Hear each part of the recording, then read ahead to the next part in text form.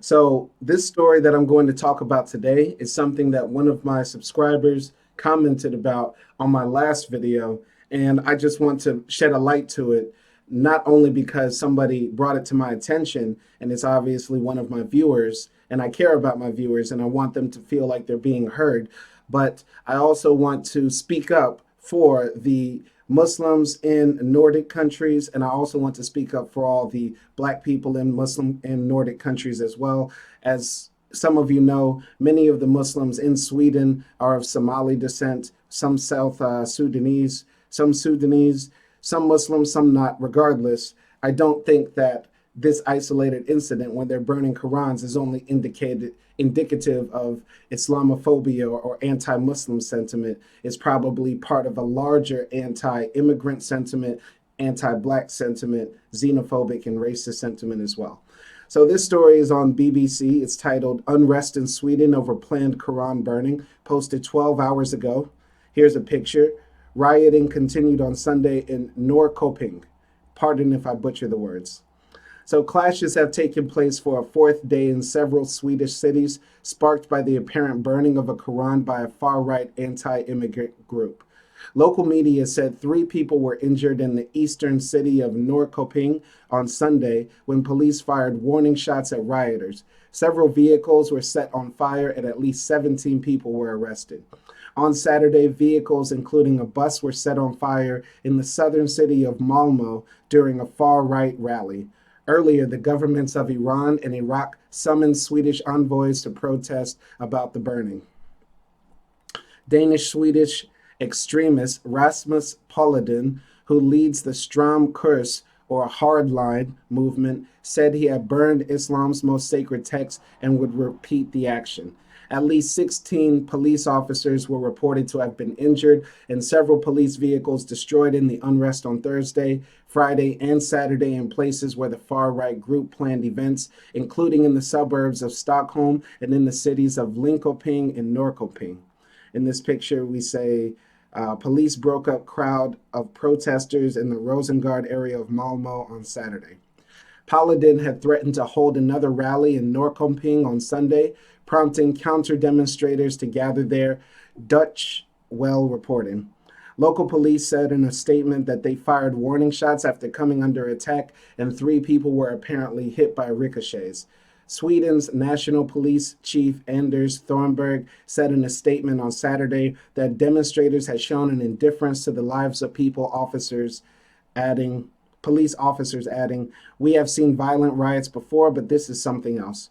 Protests against plans by Stram Kurs to burn the Quran have turned violent in Sweden before. In 2020, protesters set cars on fire and shop fronts were damaged in clashes in Malmo. Paludan, who was jailed for a month in 2020 for offenses including racism in Denmark, has also attempted to plan similar burnings of the Quran in other European countries, including France and Belgium.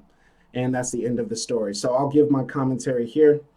In my opinion, I think these far-right extremists who antagonize and insult the Muslim community want these sort of reactions to happen because they want to say that the Muslim community or the people who are of Muslim backgrounds in our countries are naturally violent. So they will poke the bee's nest, instigate situations that will cause a violent reaction, and then they can say, look, see, I told you they were violent.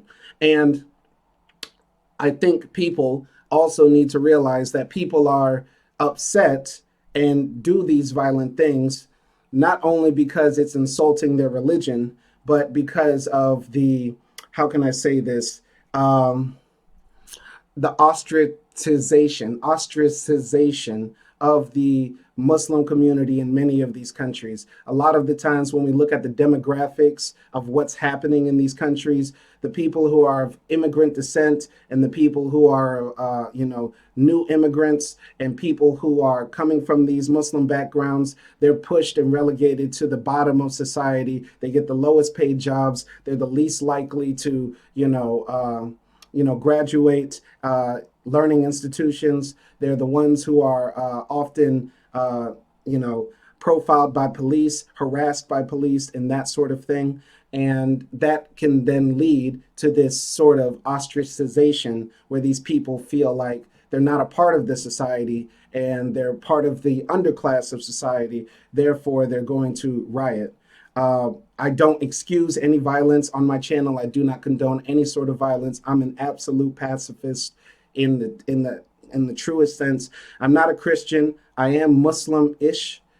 This isn't the time to talk about my religious affiliation or my religious beliefs, but I am a Muslim. I do identify with that religion. I do have my problems with it though, but I'm not going to bring up my problems, and I don't want this video to be used as justification for violence in Sweden or racism or bigotry against Muslims in these countries. Now, I'm not a sheikh. I'm not an alim. I'm not, somebody who knows the Quran front and back, but I do know a little bit of Islamic history.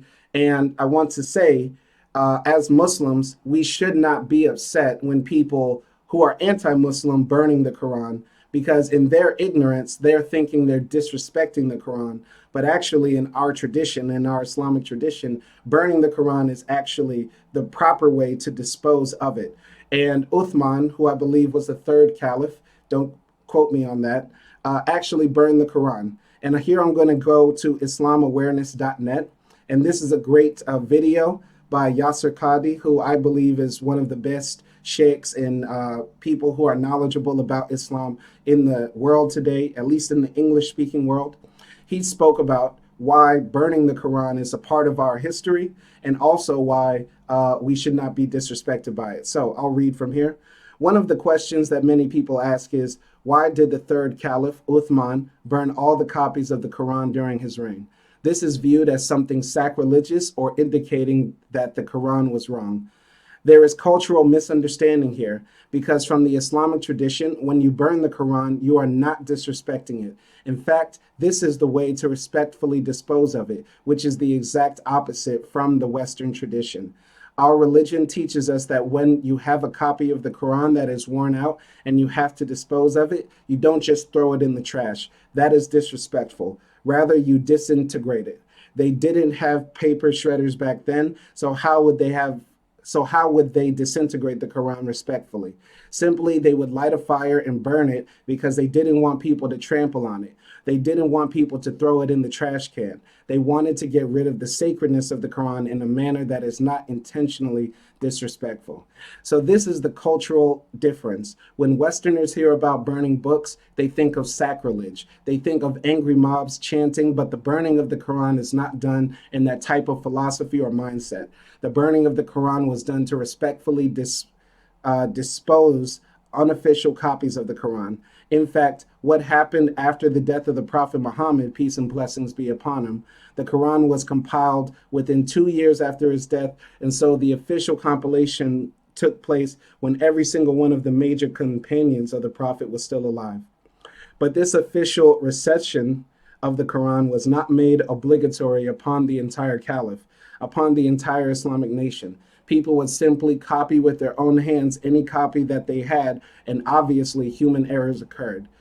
All right, so they say watch this video to learn more about the circumstances, and I want to end with this. One of the reasons why I became Muslim is because the Quran is one of the few, if not the only, religious book that can say it's been preserved for a thousand years and a few centuries. All right, and that's very convincing to me, because we can't say the same about the Torah, the Bible, or any other religious book. The Quran has been preserved very well, and we can see this with the manuscripts they found in Sana'a in Yemen, that they still have the exact same words as the Quran we have today. And that's a blessing, and that's a beautiful thing. So I also want to say that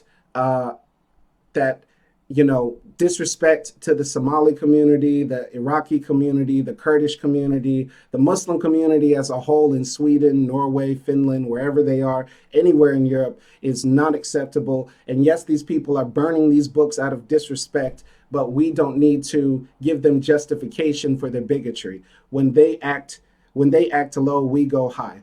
and violence is never the answer. So I encourage all the Muslims in the Nordic communities to please calm down, settle down. This is the holy month of Ramadan. We should all be at our absolute best behavior, try not to break our fast, etc. And I just want to say peace. Once again, this is the hypocrisy of Europe.